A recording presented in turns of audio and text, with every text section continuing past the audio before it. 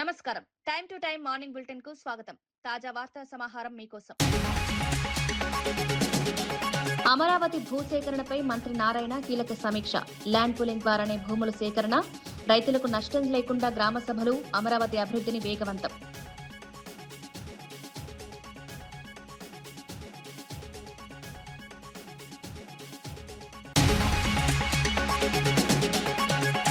తెలంగాణలో వెల్నెస్ సెంటర్ల సంఖ్యను 36కు పెంచనున్న ప్రభుత్వం. మరో 24 కొత్త వెల్నెస్ సెంటర్ల ఏర్పాటు, ఉచిత ఓపీ వైద్య సేవలు ప్రజలకు అందిస్తామన్న ఆరోగ్య మంత్రి. గ్రామీణ ప్రాంతాలకు నాణ్యమైన వైద్యం.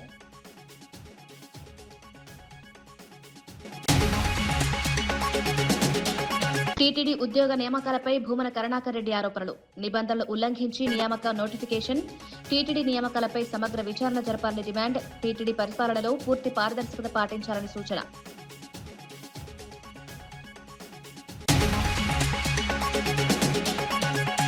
హైదరాబాద్ లో డ్రగ్స్ ముఠా గుట్టురట్టు. 7గురు అరెస్ట్. డ్రగ్స్ సరఫరా చేస్తున్న సబ్ పెడ్లర్లను పట్టుకున్న పోలీసులు. ప్రధాన డ్రగ్స్ పెడ్లర్ కోసం ముమ్మర గాలింపు. డ్రగ్స్ విక్రయించినా వినియోగించినా కఠిన చర్యలు.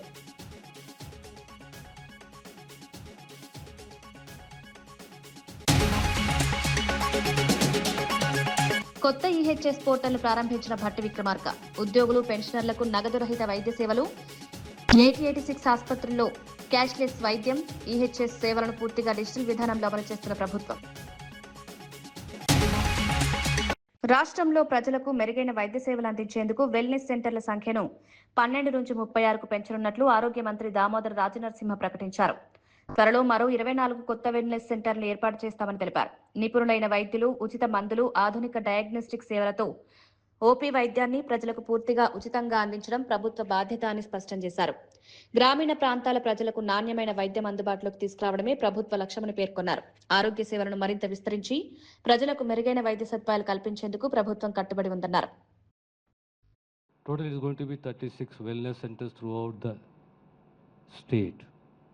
స్పెషలిస్టులు, ఆ ప్రొఫెషనల్ ఉన్న హెచ్ఆర్ హ్యూమన్ రిసోర్సెస్ 44 మంది, డ్రగ్స్, డయాగ్నాస్టిక్స్, ఇవన్నీ కూడా ఓపీఏ కానీ ఐపీఏ కానీ, ఐపీ అంటే ట్రస్ట్ ద్వారా, ఓపీ అంటే ప్రభుత్వ బాధ్యత. ఈ రకంగా మీ ఆరోగ్య పరిరక్షణ ప్రభుత్వ బాధ్యత. అమృత్ భారత్ పథకం కింద మంగళగిరి రైల్వే స్టేషన్ ను అత్యాధునిక సౌకర్యాలతో అభివృద్ధి చేస్తున్నట్లు కేంద్ర మంత్రి పెమ్మసాని చంద్రశేఖర్ తెలిపారు. దేశవ్యాప్తంగా 1300 రైల్వే స్టేషన్ల అభివృద్ధి కార్యక్రమంలో భాగంగా తొలి దశలోని ఆంధ్రప్రదేశ్ కు 70కి పైగా స్టేషన్లు కేటాయించడం రాష్ట్రానికి గర్వకారణమన్నారు. మంగళగిరి స్టేషన్లో ప్రయాణికులకు మెరుగైన వసతులతో పాటు స్థానిక సంస్కృతి, హస్తకళలు, ఉత్పత్తులకు ప్రాధాన్యం కల్పించేలా అభివృద్ధి పనులు చేపట్టామని వివరించారు. ఆధునిక మౌలిక సదుపాయాలతో ఈ స్టేషన్ ప్రాంత అభివృద్ధికి దోహదపడుతుందని మంత్రి ఆశాభావం వ్యక్తం చేశారు. స్టేషన్ ఎప్పుడో చిన్నప్పటి నుంచి రైల్వే స్టేషన్లు ఉన్నాయి, కానీ ఆ రైల్వే స్టేషన్లు కేవలం ప్రయాణానికి మాత్రమే కాకుండా ఈ ప్రాంతంలో పండించేటువంటి పంటలు కానీ, ఉత్పత్తులు కానీ దేశంలోని నలుమూలలకు, అదేవిధంగా ప్రపంచ నలుమూలలకు సరఫరా చేసే విధంగా అత్యాధునికమైనటువంటి సౌకర్యాలతో తీర్చిదిద్దేటువంటి ఒక ఉద్దేశంతో గౌరవ ప్రధాని గారు ఒక విజన్తో ఈరోజు దేశవ్యాప్తంగా 1300 రైల్వే స్టేషన్లని అమృత్ భారత్ స్టేషన్ల కింద ముందుకు తీసుకువెళ్తా ఉన్నారు. అయితే అందులో ఫేజ్ 1లో 500 తీసుకుంటే 70 పైగా మన ఆంధ్ర రాష్ట్రానికి ఇచ్చారు. అందులో ముఖ్యంగా ఈరోజు మంగళగిరిని మనం ప్రారంభించుకుంటా ఉన్నాం. మరి ఈ ప్రాంతంలో ఉన్నటువంటి కళలు, సంస్కృతులు అన్నిటినీ ఉట్టిపడే విధంగా ఈ రోజున రైల్వే స్టేషన్ని అభివృద్ధి చేశారు.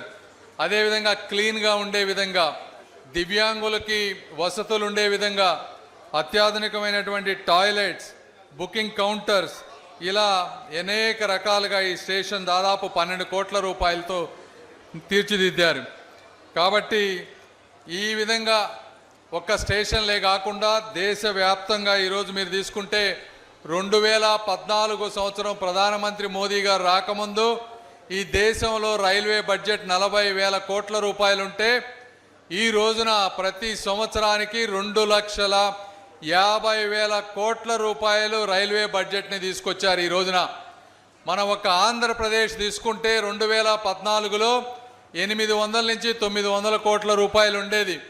అయితే ఈ 2 సంవత్సరాల్లో డబుల్ ఇంజిన్ సర్కార్ వచ్చిన తర్వాత ప్రతి సంవత్సరం కూడా 10,000 కోట్ల రూపాయలు, అంటే 10 నుంచి 11 రెట్లు కేవలం 10 సంవత్సరాల్లో రైల్వే బడ్జెట్లను పెంచి అనేక రకాలైనటువంటి అమృత భారత్ స్టేషన్లు కానీ, అదేవిధంగా అనేక ఈ లైన్స్ అన్నిటినీ కూడా డబుల్ చేయటం కానీ, ట్రిపుల్ చేయటం కానీ, అనేక రైల్వే ఓవర్ బ్రిడ్జ్లు తీసుకురావటం కానీ ఇలా జరుగుతూ ఉన్నాయి. అమరావతి అభివృద్ధి పనులకు అవసరమైన భూసేకరణపై మంత్రి నారాయణ గుంటూరులో సమీక్ష నిర్వహించారు. రైల్వే లైన్, ఇన్నర్ రింగ్ రోడ్తో పాటు అమరావతి మాస్టర్ ప్లాన్లో ప్రతిపాదించిన ఎయిర్పోర్ట్, స్పోర్ట్స్ సిటీ నిర్మాణాలకు భూసేకరణ తప్పనిసరి అని తెలిపారు. రైతులకు ఎలాంటి నష్టం కలగకుండా త్వరలో గ్రామ సభలు నిర్వహించి ల్యాండ్ పూలింగ్ విధానంలోనే భూములు సేకరిస్తామని స్పష్టం చేశారు. రైతుల అభిప్రాయాలకు ప్రాధాన్యమిస్తూ పారదర్శకంగా ప్రక్రియను పూర్తి చేస్తామని, రాజధాని అభివృద్ధిని వేగవంతం చేయడమే ప్రభుత్వ లక్ష్యమని మంత్రి నారాయణ వెల్లడించారు.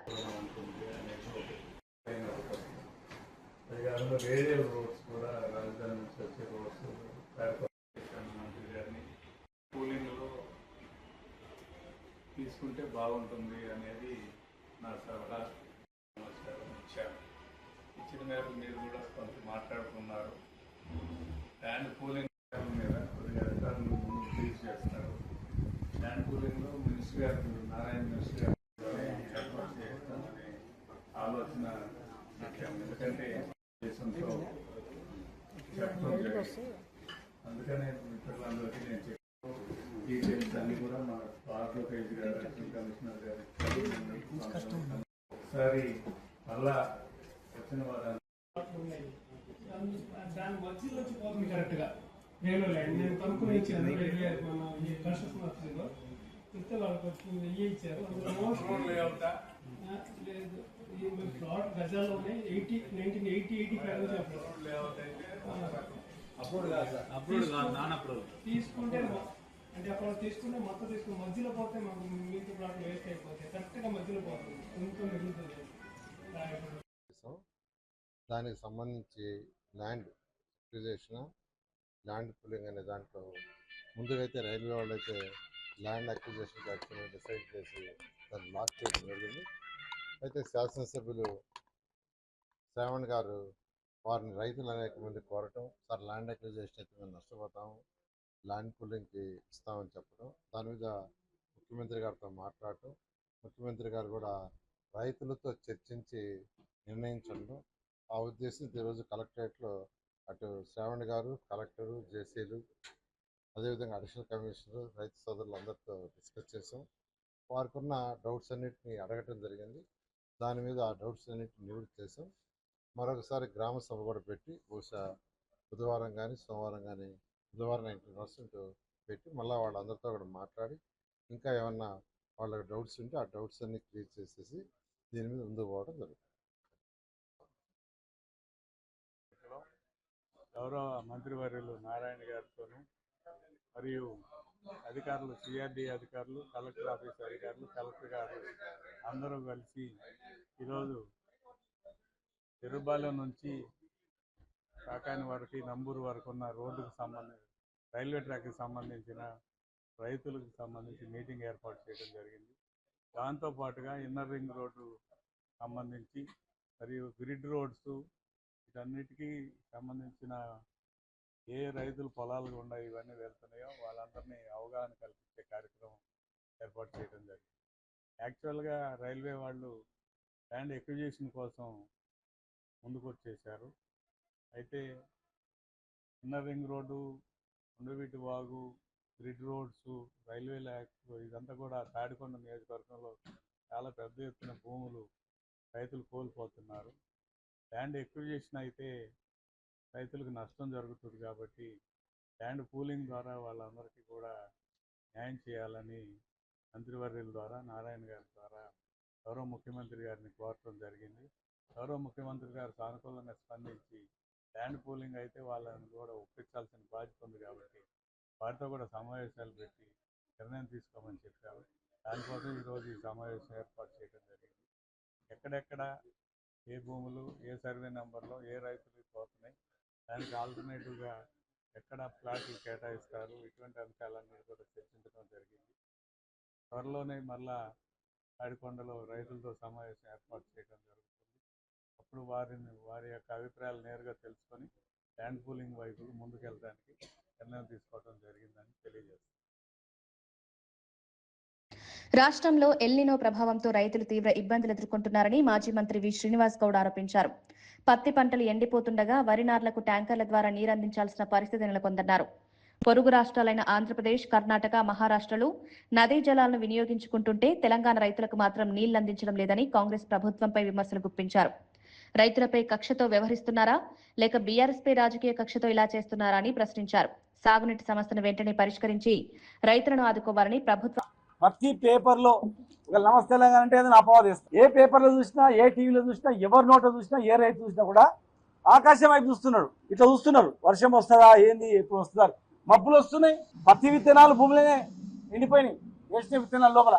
కనీసం వరి నారు కూడా నీళ్ళు వేసే పరిస్థితి లేదు. ఎంత సిగ్గుచేటంటే ఇలా ప్రభుత్వం ఏం చెప్తుంది, మాదిగా తప్పు, వరుణ్ణి తప్పు, దేవుని తప్పు అనేటట్టు మాట్లాడుతూ ఉన్నారు. గోదావరిలో 1,00,000 క్యూసెక్ల నీళ్లు గోదావరిలో పోతున్నాయి. పైన మహారాష్ట్ర వాళ్ళు వాడుకుంటున్నారు బ్రహ్మాండంగా. మీరు వదిలిపెడితే కింద ఆంధ్రప్రదేశ్ వాళ్ళు బ్రహ్మాండంగా పట్టిసీమ నింపుకుంటున్నారు, నీళ్లు వాడుతున్నారు. కనీసం ఆంధ్ర ప్రభుత్వం చేస్తున్నటువంటిది, పైన కర్ణాటక, మహారాష్ట్ర ప్రభుత్వాలు చేస్తున్నటువంటి పద్ధతులను చూసి నేర్చుకోరా. ఎందుకు ఇంత కక్ష? ప్రభుత్వం ప్రజల మీద కక్షనా, పార్టీ మీద కక్షనా? ఇంత శాడిజం ఎందుకు ఈ ప్రభుత్వానికి? రైతులు బాగుపడద్దా? మాకు అనిపిస్తుంది ఒకటే, ఒక 2 పిల్లలు కుంగిపోతే 2 నెలల్లో కంప్లీట్ చేయొచ్చు. ₹1 ఇవ్వాల్సిన అవసరం లేదు, మేమే రిపేర్ చేస్తామని ఎల్ఎన్టీ కంపెనీ వచ్చినా కూడా వాళ్ళని చేయనీయలేదు, కాంట్రాక్టర్ని చేయనీయలేదు, వీళ్ళు చేయలేదు. కేవలం బదనాం చేస్తూ గడుపుతూ వచ్చిండ్రు. ఇవాళ ఎంతవరకు వచ్చిందంటే వాళ్ళకు ఉరితాడయ్యింది. ప్రజలు ఎవరు నమ్మడు. పంపు హౌజ్ల దగ్గర రెడీగా నీళ్లు ఉన్నాయి, ఆన్ చేస్తే పంపు నీళ్ళు ఎత్తిపోసుకోవచ్చు అంతే. కేసీఆర్ను బల్లాన్ చేసి కాలం గడపాలని చూస్తే మీకు కాలం చెల్లదు, గుర్తుపెట్టుకోండి. ఇలా ఈ రాష్ట్రంలో రేపు రాబోయే రోజుల్లో హైదరాబాద్లో కానీ గ్రామాల్లో కానీ ప్రజలారా, తాగునీరుకు కష్టం వచ్చిందంటే మీరు ఓట్లేసి గెలిపించినందుకు మీ పైన కచ్చగట్టి ఇలా మిమ్మల్ని గొంతుకోసే కార్యక్రమం చేస్తున్న సంగతి మర్చిపోవద్దని చెప్పి నేను చెప్తున్నా. టీడీపీలో కొత్త ఉద్యోగ నియామకాల నోటిఫికేషన్ విడుదలలో నిబంధనలు ఉల్లంఘించారని టీటీడీ మాజీ చైర్మన్ భూమన కరుణాకర్ రెడ్డి ఆరోపించారు. విద్యార్హతలు, అనుభవానికి సంబంధించిన అర్హతలను ఇష్టానుసారంగా మార్చారని విమర్శించారు. టీటీడీ బోర్డు అనుమతి, నిపుణుల అభిప్రాయం తీసుకోకుండానే నోటిఫికేషన్ విడుదల చేసినట్లు తెలుస్తోందని పేర్కొన్నారు. నియామక ప్రక్రియలో పూర్తి పారదర్శకత పాటించాలని, నిబంధనలకు విరుద్ధంగా తీసుకున్న నిర్ణయాలపై ప్రభుత్వం సమగ్ర విచారణ చేపట్టాలని డిమాండ్ చేశారు. భక్తుల విశ్వాసానికి భంగం కలగకుండా టీటీడీ పరిపాలన సాగాలని భూమన కోరారు. స్కామ్ గా అందరి నోట వినపడుతోంది. నిబంధనల ఉల్లంఘన జరిగిందని, విద్యార్హతలు, అనుభవం, వేతనాలలో ఇష్టారాజ్యంగా మార్పులు జరిగాయని, బోర్డు అనుమతి, నిపుణుల కమిటీ నివేదికలు, ప్రభుత్వ ఆమోదం ఇవేవీ లేకుండానే ఇలాంటి మార్పులు చేశారు అని ఆరోపణలు వెల్లువెత్తుతున్నాయి. దాదాపు 236 నర్సింగ్ పోస్టులకి, 24 బ్యాక్లాగ్ పోస్టులకి, 212 రెగ్యులర్ పోస్టులు, అలాగే పారామెడికల్ పోస్టులు 19, నాన్ మెడికల్ పోస్టులు 48 ఉద్యోగాలకు నోటిఫికేషన్ విడుదల చేసింది స్విమ్స్. దీనికి సంబంధించి సహజంగా ఉండేటువంటి నియామకాలలో జరిగే పారదర్శకతకు పూర్తిగా తూట్లు పొడిచారు. అర్హతలు, సిలబస్, నియామక విధానాలపైన తీవ్రమైనటువంటి ఆందోళన వ్యక్తమవుతుంది. పారదర్శకంగా నిబంధనలకు అనుగుణంగా నిర్వహించాల్సినటువంటి అభ్యర్థులు, నియామకాల వ్యవహారం ఇప్పుడు చర్చనీయాంశంగా మారింది. కొన్ని నియామకాల ప్రక్రియల్లో మెథడ్ ఆఫ్ రిక్రూట్మెంట్, విద్యార్హతలు, అనుభవం వంటి కీలక అంశాలను కొందరు వ్యక్తులకు అనుకూలంగా మార్చుకున్నట్టుగా తీవ్రమైన ఆరోపణలు వస్తున్నాయి. చంద్రబాబు నాయుడు గారికి సమీప బంధువైనటువంటి ఒక వ్యక్తి స్విమ్స్ లో చక్రం తిప్పుతున్నాడు. విష్ణు చక్రం కంటే స్పీడుగా ఈ ఆదిశేషయ్య, ఆయన పేరు కూడా మళ్ళా ఆదిశేషయ్య చక్రం బలంగా తిరుగుతున్నది స్విమ్స్ లో. అమ్మఒడి పథకానికి పేరు మార్చి ప్రజలను మభ్యపెడుతున్నారని YSRCP BCCL working president Ramesh Goud ఆరోపించారు. మాజీ ముఖ్యమంత్రి వైఎస్ జగన్మోహన్ రెడ్డి ప్రవేశపెట్టిన ఈ పథకాన్ని ప్రస్తుత ప్రభుత్వం మొదటి ఏడాది అమలు చేయకుండా వాయిదా వేసిందని, రెండో ఏడాది అరకొరగా నిధులు విడుదల చేసిందని విమర్శించారు. ఇప్పుడు కొత్త నిబంధనలు తీసుకొచ్చి పథకం అసలు లక్ష్యాన్ని దెబ్బతీస్తోందన్నారు. పేద విద్యార్థుల కుటుంబాలకు ఉపయోగపడే సంక్షేమ పథకాలను బలహీనపరచకుండా పూర్తి స్థాయిలో అమలు చేయాలని ప్రభుత్వాన్ని డిమాండ్ చేశారు. ప్రభుత్వ పాఠశాలకు సంబంధించినటువంటిది ఈ రాష్ట్రంలో దాదాపు 15,000కు పైగా పాఠశాలలు ఉంటే ఈ 15,000 పాఠశాలలు కాను నాడు నేడు ద్వారా సంపూర్ణమైనటువంటి మౌలిక సదుపాయాలు కల్పించడంతో పాటు ప్రభుత్వ బడులలో ఇంగ్లీష్ మీడియాన్ని ప్రవేశపెట్టడంతో పాటు ఐబీ సిలబస్ కావచ్చు, డిజిటల్ లైబ్రరీ ద్వారా కావచ్చు, అంటే ప్రభుత్వ విద్యా వ్యవస్థ అనేటటువంటిది కార్పొరేట్ విద్యా వ్యవస్థకు ధీటుగా ఈ రాష్ట్రంలో అమలు చేసినటువంటి ఏకైక ముఖ్యమంత్రిగా జగన్మోహన్ రెడ్డి గారిని మనం గతంలో చూశాం. మరి అదే సందర్భంలో ఈ పెద్ద మనిషి చంద్రబాబు నాయుడు గారు కావచ్చు, ఆయన కుమారుడు red book star Nara Lokesh గారు కావచ్చు, వాళ్ళ పార్టీకి సంబంధించినటువంటి ముఖ్యమైనటువంటి నాయకులందరూ కావచ్చు, ఎన్నికలకు ముందర ఈ రాష్ట్రంలో ప్రతి ఇంటికి తిరిగి ఒకరేమో సైకిల్ ఎక్కి తిరిగారు, ఒకరేమో బస్ ఎక్కి తిరిగినారు, ఇంకొకరేమో యువగలం పేరుతో తిరిగారు. రాష్ట్రం అంతా తిరిగి మీకు 15,000 ఇస్తాం, మీకు 15,000 ఇస్తాం, మీకు 15,000 ఇస్తామని చెప్పి మా నాయకుడి యొక్క మానసపుత్రిక అయినటువంటి అమ్మఒడి పథకానికి పేరు మార్చి మీరు విద్యార్థులను కావచ్చు, వారి తల్లులను కావచ్చు మభ్యపెట్టేటటువంటి విధంగా హామీ ఇచ్చి ఓట్లు దండుకొని అధికారంలోకి వచ్చి ఓట్లు అడిగేటప్పుడు మాత్రం ఈ పథకానికి సంబంధించినటువంటి షరతులు అంటూ ఏమి ఉండవు. రేషన్ కార్డు యొక్క పరిమితి ఉండదు. అదే విధంగా దీనికి సంబంధించినటువంటిది ఏదైతే ఆస్తుల విషయంలో కావచ్చు, లేకపోతే కరెంటు బిల్లుల విషయంలో కావచ్చు, పిల్లల సంఖ్యల విషయంలో కావచ్చు, పరిమితులు మాత్రం ఏది ఉండదు. ఓట్లు అడిగేటప్పుడు మాత్రం వచ్చిన తర్వాత మొదటి సంవత్సరం ఈ తల్లికి వందనానికి సంబంధించినటువంటి పథకానికి సంబంధించినటువంటి ఏ ఒక్క విద్యార్థికి కానీ, ఏ ఒక్క విద్యార్థిని తల్లికి కానీ ₹1 అంటే ₹1 కూడా ఈ పథకాన్ని అమలు చేసినటువంటి పాపాన పోలేదు చంద్రబాబు నాయుడు గారు. మరి రెండవ సంవత్సరం వచ్చేసరికి గ్రామాభివృద్ధి కోసం కేంద్రం విడుదల చేసిన 15వ ఫైనాన్స్ కమిషన్ నిధులను విద్యుత్ బిల్లులు, ఉద్యోగుల జీతాలకు మళ్లించడం నిబంధనలకు విరుద్ధమని కేంద్ర హోంశాఖ సహాయ మంత్రి బండి సంజయ్ ఆరోపించారు. రాష్ట్ర ప్రభుత్వం వెంటనే తన వైఖరిని మార్చుకోవాలని, లేకపోతే ఈ అంశాన్ని కేంద్ర ప్రభుత్వం దృష్టికి తీసుకువెళ్తామని హెచ్చరించారు. అవసరమైతే గ్రామ పంచాయతీల ఖాతాల్లోకి నేరుగా నిధులు జమ చేసే అంశాన్ని పరిశీలిస్తామని తెలిపారు. గ్రామాల అభివృద్ధికి కేటాయించిన నిధులు అదే లక్ష్యానికి వినియోగించాలే తప్ప ఇతర అవసరాలకు మళ్లించడం సమంజసం కాదని స్పష్టం చేశారు. దానికి మాత్రమే వాడాల్సిన బాధ్యత రాష్ట్ర ప్రభుత్వం మీద ఉంది. పాత సర్పంచ్ అప్లపాలయ్యారు. ఈ సర్పంచ్ ఒక పైసా అయిపోతుంది. కేంద్రం ఇచ్చిన నిధులు మనం డైవర్ట్ చేస్తాడే సర్పంచ్ ఎట్లా పనిచేయాలి? తట్ట మూరం పోయిన పరిస్థితి సర్పంచ్ లో ఉన్నది. అది ఏ పార్టీ సర్పంచ్ అయినా కానీ. శానిటేషన్ సిబ్బంది జీతాలు లేని పరిస్థితి, కరెంటు బిల్లులు చెల్లించలేదు. దాని ప్రత్యేకంగా నిధులు కేటాయించాలి రాష్ట్ర ప్రభుత్వం. సర్పంచులు అయ్యో మూరం ముత్తుకుంటున్నారు ఇవాళ. కేంద్ర ప్రభుత్వం ఏ పథకానికి నిధులు దానికి మాత్రమే వాడాల్సిన బాధ్యత రాష్ట్ర ప్రభుత్వం ఉంది. లేకుంటే కేంద్రం నుంచి నిధులు ఆగే ప్రమాదం ఉంది. ఇవాళ తెలంగాణ రాష్ట్రానికి సంబంధించి అమృత్ 1 ద్వారా 1,650 కోట్ల రూపాయలు వచ్చినాయి. అమృత్ 2కు సంబంధించి 3,000 కోట్ల రూపాయలు వచ్చినాయి. మన కరీంనగర్ పార్లమెంట్ సంబంధించి 480 కోట్ల రూపాయలు ఇలా కరీంనగర్ పార్లమెంట్కి వచ్చినాయి. వాళ్ళ సిరిసిల్లకే దాదాపు 105 కోట్ల రూపాయలు వచ్చినాయి. బట్ వీటి ద్వారా ఈ వాటర్ సప్లైకి సంబంధించి కానీ, పబ్లిక్ వాటర్ సౌకర్యం కల్పించడం కానీ, ఈ మురుగు నీటిని బయట తరలించడం, సివరేజ్ ప్లాంట్లు పెట్టడం కానీ, వాటికి సంబంధించి కేంద్ర ప్రభుత్వం ఈ పథకాన్ని ప్రత్యేకంగా తీసుకొచ్చింది. గ్రామాల్లో జల జీవన్ మిషన్ ఇట్లా ఉంటాయి. మరి రిక్వెస్ట్ ఒకటే, అధికారులు కానీ ప్రభుత్వం కానీ ప్రోత్సహించాలి. కేంద్రం ఇచ్చే నిధులు దాని దుర్వినియోగం కాకుండా ఇంటర్లో పనులు పూర్తయ్యే విధంగా సహకరిస్తే ఇంకా ఎక్కువ నిధులు వచ్చే అవకాశం ఉంటుంది. ఒకసారి నిధులు కేటాయించాక ఆ నిధులు సరైన వాడుకోకుంటే నెక్స్ట్ వచ్చే నిధులు పెండింగ్ పడతాయి. తెలంగాణ రాష్ట్రం ఇంతో అంతో అభివృద్ధి చెందుతుందంటే అది కేంద్ర ప్రభుత్వ నిధులు మాత్రమే. ఇవాళ సిరిసిల్ల మున్సిపాలిటీకి ఇచ్చే ప్రతి పైసా కేంద్ర ప్రభుత్వం యొక్క నిధులు మాత్రమే. గతంలో గాని ఇప్పుడు గాని గ్రామాలకు నిధులు ఇస్తున్నామంటే అవి కేంద్ర ప్రభుత్వ నిధులు మాత్రమే. కేంద్ర ప్రభుత్వం యొక్క అమృత్ నిధులతోని సిరిసిల్ల మున్సిపల్ పరిధిలో కార్గిల్ లేక్ పనుల ప్రారంభోత్సవాన్ని చేయడం జరిగింది.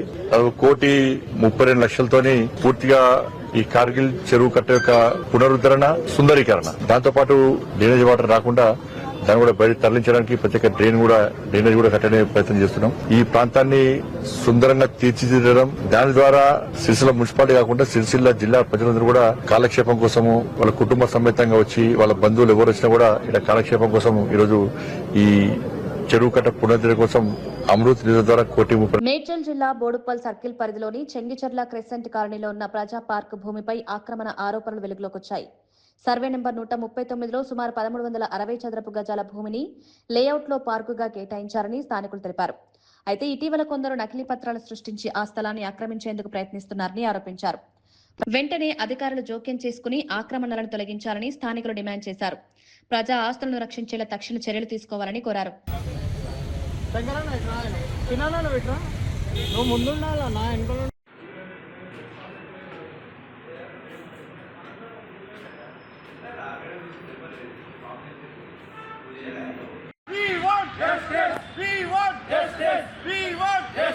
Save the park of Crescent Nagar. Save the park. Save the park. Save the park of Crescent Nagar. Save the park. Save the park. Save the park of Crescent Nagar. Save the park. Save the park. Save the park of Crescent Nagar. Save the park. Save the park. We want justice. We want justice. We want justice. We want justice. We want justice. We want justice. We want justice. Save the park of Crescent Nagar. నేను Mohammed Yusuf, colony Crescent Nagar colony సెక్రటరీని. మేము ECIL ఎంప్లాయీస్గా 70-80 మంది దాకా ముస్లిం కలిసి దగ్గర ఉంటుంది ఈసీఐఎల్కి అని చెప్పి అక్కడ ప్లాటింగ్ అన్ని రూల్స్ ప్రకారం చేసి బ్యాంక్ లోన్ కూడా తీసుకొని మేము తీసుకోవడం జరిగింది. దాని తర్వాత మిగతా వాళ్ళు కూడా కొంతమంది దాన్ని కబ్జా చేయడానికి అవన్నీ చేయడానికి ఇచ్చిన. మేము కూడా లేఅవుట్ ప్రకారం పార్కులు ఎంప్లాయీస్ కాబట్టి పార్క్ ఉండాలి, మాకు కొద్దిగా ప్లేస్ ఓపెన్ ప్లేస్ ఉండాలని చెప్తే మాకు దాని ప్రకారం లేఅవుట్ చేసి అందరు రిజిస్ట్రేషన్ కూడా చేశారు, అయిపోయింది. తర్వాత దాని మీద వేరే వాళ్ళకి కనుబడి అదే ఈ మధ్యన పార్కు గురించి ఒక ఆయన కబ్జా చేస్తే ఇంతకుముందు కూడా 5-6 సంవత్సరాల క్రితం కూడా మేము రిప్రజెంటేషన్ ఇచ్చాం. వాళ్ళు వచ్చి కూలగొట్టారు, దాన్ని ప్రీకాస్టింగ్ పెడితే కూలగొట్టారు. తర్వాత మళ్ళీ కొన్ని తర్వాత అది మేము కొన్నామని 5-6 మంది వచ్చి ఇప్పుడు దాన్ని కబ్జా చేద్దామని చూస్తారు. సరే, వాళ్ళు ఎట్లా కొన్నారు ఏందనేది మాకు అనవసరం. అది మొదటి నుంచి పార్క్ మేము డిమాండ్ చేసి తీసుకున్న పార్క్. అది ఆల్రెడీ మేము అందరం కూడా హెచ్ఎండిఏకు ఎల్ఆర్ఎస్ కట్టి హెచ్ఎండిఏ వాళ్ళు వచ్చి ఎంక్వైరీ చేసి ప్లాటింగ్ అంతా చూసుకొని మాకు ఎల్ఆర్ఎస్ ఫీజులు కూడా కట్టాం. 2015 నుంచి మేము ఎల్ఆర్ఎస్లు కట్టుకుంటూ వచ్చినాం. దగ్గర 30-40 మంది ఎల్ఆర్ఎస్ కూడా కట్టారు. ఇవన్నీ కట్టిన తర్వాత ఇప్పుడు వచ్చి వాళ్ళు మేము కొన్నాం, వాళ్ళు కట్టారు, వీళ్ళు మేమైతే ఏదో అబద్ధాలు చెప్పి వాళ్ళు మోసపోయి మమ్మల్ని పరేషాన్ చేస్తారు. కాబట్టి మేము ఆ పార్కు గురించి మేము డిమాండ్ చేసి తీసుకున్నాం యాజ్ ఏ ఎంప్లాయీస్గా, ఈసీఐఎల్ ఎంప్లాయీస్గా. ఇప్పుడు దాన్ని మళ్ళీ రక్షించాలని మేము 2-3 సార్లు కూడా రిప్రజెంటేషన్ ఇచ్చాం. ఒకసారి ఫస్ట్ అయితే వాళ్ళు చెప్పారు ఫైల్ కూడా మూవ్ చేస్తున్నాం, మేము కట్టిస్తాం, కాంపౌండ్ వాళ్ళు కట్టిస్తాం అని చెప్పారు. ఇప్పుడు కాస్ట్లీ అయిపోయింది, కోట్ల ఆస్తి అది. అది మనకు ఎంప్లాయీస్కే కాకుండా మున్సిపాలిటీకి కానీ గవర్నమెంట్కి రోడ్లు కానీ పార్కులు కానీ ఏదైనా ఓపెన్ ప్లేస్ ఉంటే అంతా గవర్నమెంట్కి సంబంధించింది. కాబట్టి దాన్ని తప్పకుండా పబ్లిక్ అవసరాల కోసం దాన్ని రక్షించి మాకు న్యాయం చేయాలని కోరుకుంటున్నాను. అన్న, నా పేరు ఎండి భాషా. నా పేరు క్రిసెంట్ నగర్ 139-134 సర్వే నెంబర్ అండి. ఇది 1990లో ఈసీఎల్ ఎంప్లాయీస్ ఏర్పాటు చేసుకున్న ఇది మన ప్రభుత్వ ఇది 1989 మనం యాజ్ పర్ లీగల్గా ప్రతి ఒక్కటి మన ఏంది వెంచర్ వేసి మొత్తం ఎవ్రీథింగ్ చేసి ఈసీఎల్ ఎంప్లాయీస్ లోన్ తీసుకొని వాళ్ళు తీసుకున్న భూమి ఇప్పుడు ప్రజెంట్ ఏంటంటే అది మన పోర్ట్లలో మనకు అయింది. కాబట్టి ఈ మధ్య మన పార్కు స్థలాన్ని కబ్జా చేయడానికి చాలా మంది ప్రయత్నిస్తున్నారండి. మేము అసోసియేషన్ తరఫు నుంచి దానికి అడ్డుకున్నాం, చాలా మంది అడ్డుకున్నాం. మాకు బెదిరింపులు వస్తున్నాయి బాగా. దయచేసి మీరు మన హైడ్రా కమిషనర్ రంగనాథ్ గారు, తర్వాత మన మల్కాజ్గిరి మన కమిషనర్ గారు దీని మీద రెస్పాండ్ అయ్యి ఇమీడియట్ గా దీని మీద యాక్షన్ తీసుకోవాలి. తర్వాత ఇంకో విషయం ఏంటంటే ఇండస్ట్రీస్ పొల్యూషన్ వల్ల మేము చాలా బాధపడుతున్నాము. వాటర్ ప్లాంట్ తర్వాత ఇల్లీగల్ వాటర్ ప్లాంట్ నడుస్తున్నాయి, ఇష్టం వచ్చినట్టు మన లారీస్ వచ్చేసి ఆగుతున్నాయి. ఇంకో విషయము మనకు 30 ఫీట్ల రోడ్ ఉంటే 25 ఫీట్స్ రోడ్స్ ఉన్నాయి. మన కట్టేటోళ్ళు కూడా మన ఏంటంటే మన గవర్నమెంట్ రూల్స్ ప్రకారంగా కాకుండా 2.5 ఫీట్ 3 ఫీట్స్ జరిగి కట్టుకుంటున్నారు. దయచేసి దీని మీద ఇమీడియట్ గా మన మల్కాజ్గిరి కమిషనర్ గారు దీని మీద యాక్షన్ తీసుకోవాల్సిందిగా నేను కోరుతున్నాను. ప్లీజ్ సేవ్ ది పార్క్ అండి. Thank you. ప్రభుత్వ ఉద్యోగులు, పెన్షనర్లు, వారి కుటుంబ సభ్యులకు మెరుగైన నగదు రహిత వైద్య సేవలు అందించేందుకు తెలంగాణ ప్రభుత్వం నూతన ఈహెచ్ఎస్ పోర్టల్ను ప్రారంభించింది. ఉప ముఖ్యమంత్రి భట్టి విక్రమార్క, ఆరోగ్య మంత్రి దామోదర రాజనరసింహ ఈ పోర్టల్ను ప్రారంభించి ఉద్యోగ సంఘాల ప్రతినిధులకు కొత్త హెల్త్ కార్డులను అందజేశారు. ఈ పథకం ద్వారా 886 ఎంపానెల్ ఆసుపత్రుల్లో 1816 వైద్య విధానాలకు క్యాష్లెస్ చికిత్స అందుబాటులో ఉంటుందని ప్రభుత్వం తెలిపింది. సుమారు 8 లక్షల మంది ఉద్యోగులు, పెన్షనర్లు, వారి కుటుంబ సభ్యులు ఈ సేవల ద్వారా లబ్ధి పొందనున్నారు. అనుమతి నుంచి క్లెయిమ్ సెటిల్మెంట్ వరకు మొత్తం ప్రక్రియను పూర్తిగా డిజిటల్ విధానంలో నిర్వహించనున్నట్లు ప్రభుత్వం వెల్లడించింది.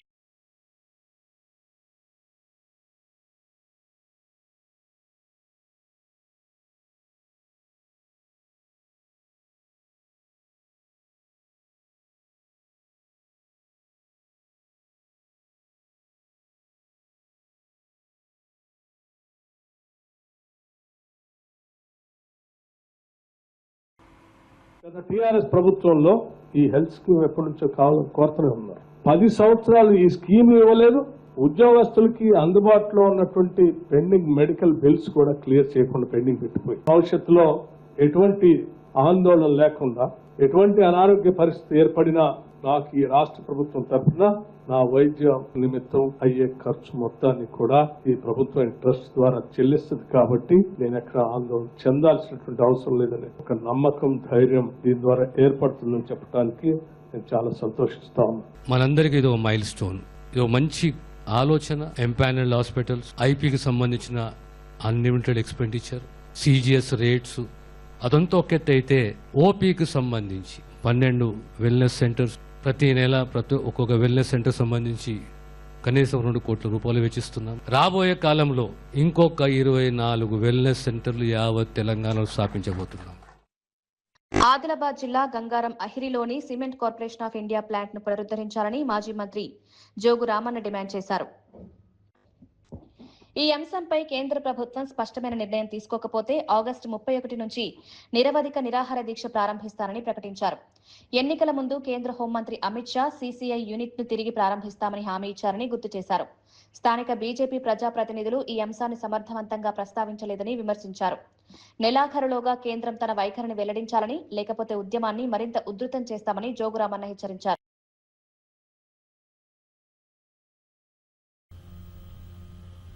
ఈ వేదిక ద్వారా పత్రికా మిత్రుల ద్వారా సవాల్ చేస్తున్నాం. ఒకవేళ ఆగస్టు నెల లోపల పూర్తి స్థాయిలో సిమెంట్ పరిశ్రమను మీరు పీపీపీ మోడ్లో చేస్తారా, మీరు ఎన్ఎండిసి మీరు కలిసి చేస్తారా, ఇంకెట్లా చేస్తారో ఒక స్పష్టమైనటువంటి వైఖరిని తెలియజేయకపోతే ఆగస్టు 31 లోపలనే ఆమర నిరాహార దీక్ష జోగు రామన్న చేస్తాడు. సీసీఐని సాధించాడు. ఆదిలాబాద్ యువత కొరకు, నిరుద్యోగ యువకుల కొరకు నేను ముందుండి ప్రాణాన్నైనా ప్రణంగా పెడతాం. హైదరాబాద్ మైలార్దేవిపల్లి పోలీసుల దర్యాప్తులో డ్రగ్స్ సరఫరా చేస్తున్న ముఠా గుట్టురట్టయింది.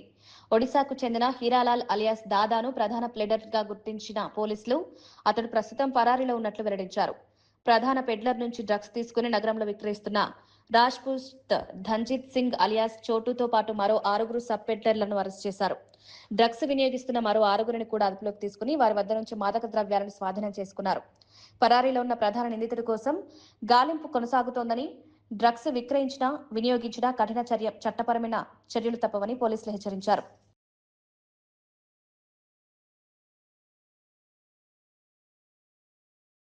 పర్యాటక రంగాన్ని దెబ్బతీయడానికి ప్రతిపక్షాలు కుట్రలు చేస్తున్నాయని ఆర్యవైశ్య కార్పొరేషన్ చైర్మన్ డూండి రాకేష్ ఆరోపించారు. మీడియా సమావేశంలో మాట్లాడిన ఆయన రాష్ట్రంలో పర్యాటక రంగ అభివృద్ధికి ప్రభుత్వం అనేక కార్యక్రమాలు అమలు చేస్తుంటే వాటిని అడ్డుకునే ప్రయత్నాలు జరుగుతున్నాయని విమర్శించారు. అభివృద్ధి కార్యక్రమాలపై తప్పుడు ప్రచారం చేస్తూ ప్రజలను తప్పుదోవ పట్టించే ప్రయత్నాలు జరుగుతున్నాయన్నారు. రాష్ట్ర ఆర్థికాభివృద్ధిలో పర్యాటక రంగం కీలక పాత్ర పోషిస్తుందని, ఈ రంగాన్ని మరింత బలోపేతం చేసేందుకు ప్రభుత్వం కట్టుబడి ఉందన్నారు. ప్రజలు వాస్తవాలను గుర్తించి అపోహలను నమ్మవద్దని డూండి రాకేష్ విజ్ఞప్తి చేశారు. గవర్నమెంట్ లో లేకపోతేనేమో ఇంకొకటి, ఇదేం పద్ధతి? ఏంటో ఆలోచించాలి కదా. అసలు లిక్కర్ గురించి, బీచ్ షాకుల గురించి డాన్ నువ్వే కదా. ఈరోజు లిక్కర్ స్కాముల్లో ఉన్న రెడ్లందరూ కూడా నీ తొత్తులే కదా. ఈడీ ఏం చెప్తా ఉంది, సిబిఐ ఏం చెప్తా ఉంది, లిక్కర్ని ఏ విధంగా కల్తీ చేసి ప్రజల ప్రాణాలతో చెలగాట వాడామన్న సంగతి తెలీదా? అనేక రకాల బీచ్ల్లో బ్లూ ఫ్లాగ్ని ఎగరేయటానికి మేమందరం కూడా కృషి చేసి ఈరోజు టూరిజంని అత్యధిక ఇంటర్నేషనల్ టూరిజం స్థాయికి తీసుకెళ్ళడానికి ప్రయత్నిస్తూ ఉంటే మీరు ఏదో ఒక విధంగా దాన్ని అడ్డుకట్టేయాలి, ఇక్కడ అన్నీ కూడా మీరు చెడగొట్టాలన్న ఆలోచన తప్ప ఇంకేమన్నా ఆలోచన ఉందా అని నేను జగన్మోహన్ రెడ్డిని అడుగుతా ఉన్నా. అసలు లిక్కర్కే డాను.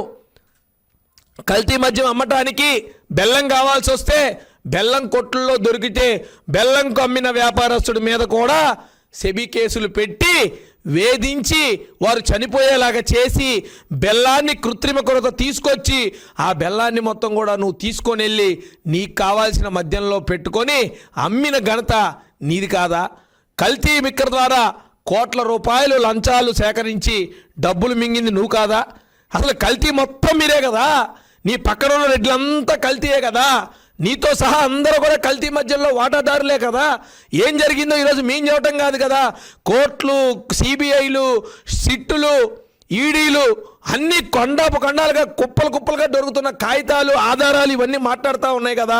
ఈరోజు మళ్ళీ నువ్వేదో పెద్ద పత్తిత్తులాగా ఈరోజు వచ్చి ఈ బీట్ షాకుల గురించి మాట్లాడటం చాలా దారుణం. ఋషికొండకి రోజుకి 2 లక్షల రూపాయల ఆదాయం వచ్చేదాన్ని కూలగొట్టి ఈరోజు ఎటువంటి ఆదాయం లేకుండా నిరుపయోగంగా కట్టి ఆ డాబాను అక్కడ పెట్టావు. అన్ని ఉద్దేశం ఏంటో తెలీదు. అన్నిటినీ వద్దు అంటావు. అసలు ఏం కావాలో తెలీదు. నీకన్నా నిర్దిష్టమైన పాలసీ ఉంటే ఆ పాలసీ మీద నిలబడే సత్తా నీకుంటే ఖచ్చితంగా బాగుంటుంది. ముందు వైఎస్ఆర్సీపీని ఒకటే క్వశ్చన్ చేస్తా ఉన్నా, మీ పాలసీ ఏంటో ప్రకటించండి, మీ విధానం ఏంటో ప్రకటించండి. ఆ విధానం ఇప్పటికే, ఈ నెలకే, ఈ సంవత్సరానికే, లేదా రేపొద్దున ప్రభుత్వంలోకి మీరు ఎట్లాగూ రారు, వచ్చే అవకాశం కూడా లేదు. మీరు ఇచ్చే హామీలైనా సరే ఆ పాలసీ. అమరావతి భూసేకరణపై మంత్రి నారాయణ కీలక సమీక్ష. ల్యాండ్ పూలింగ్ ద్వారానే భూముల సేకరణ, రైతులకు నష్టం లేకుండా గ్రామ సభలు, అమరావతి అభివృద్ధిని వేగవంతం.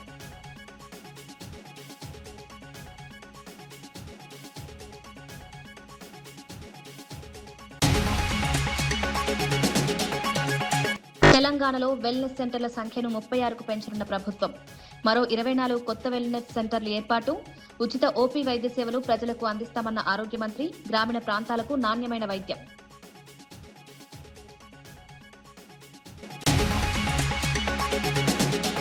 టీటీడీ ఉద్యోగ నియామకాలపై భూమన కరుణాకర్ రెడ్డి ఆరోపణలు. నిబంధనలు ఉల్లంఘించి నియామక నోటిఫికేషన్. టీటీడీ నియామకాలపై సమగ్ర విచారణ జరపాలని డిమాండ్. టీటీడీ పరిపాలనలో పూర్తి పారదర్శకత పాటించాలని సూచన.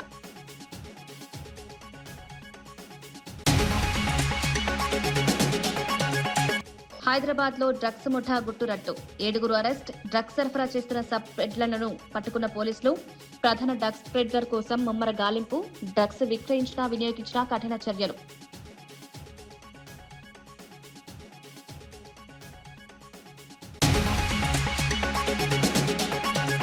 కొత్త ఈహెచ్ఎస్ పోర్టల్ ప్రారంభించిన భట్టి విక్రమార్క. ఉద్యోగులు, పెన్షనర్లకు నగదు రహిత వైద్య సేవలు. 86 ఆసుపత్రుల్లో క్యాష్లెస్ వైద్యం. ఈహెచ్ఎస్ సేవలను పూర్తిగా డిజిటల్ విధానంలో అమలు చేస్తున్న ప్రభుత్వం.